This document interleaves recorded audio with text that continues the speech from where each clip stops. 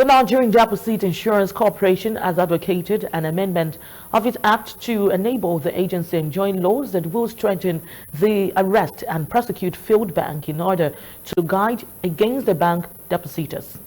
The NDIC boss, Bello Azan, said it has become imperative to have some sections of the act amended so as to meet the present administration in debt recovery and prosecution of erring banks' debtors.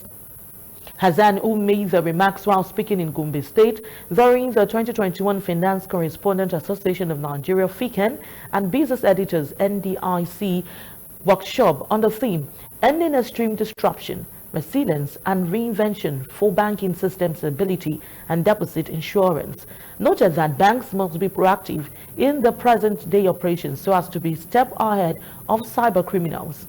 He asserted that the Nigerian banking industry is safe, strong and reliable, with little interference in security guide to cybercrime. Hassan said that the management of the NDIC will not hesitate to sanction any banks that fail to protect depositors from losing their money to cybercrime. You know, as banks strengthen their controls, so also fraudsters are also trying to perfect their illegal ways of perpetrating fraud. So our advice to regulated institutions is that they should at all times try to strengthen their risk management control practices as well as internal control procedures so as to safeguard their assets. I'm sure by the time they do that, we will see a downward trend in the level of frauds within the banking system. And happy to know that regulators have taken proactive measures to make sure that the industry remains safe and sound.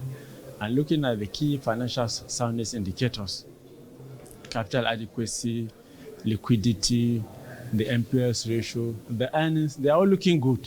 So which means one can confidently say that the banking industry is safe and sound. There are a lot of areas that I think the NDIC Act needs to be amended. You know, like I told you, NDIC, we are liquidators.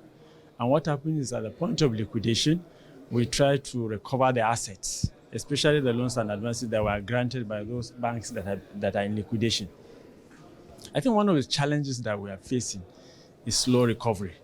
And if the Act is to be amended, I think it's important that the corporation is sufficiently empowered to be able to recover those assets as expeditiously as possible so that we can pay depositors.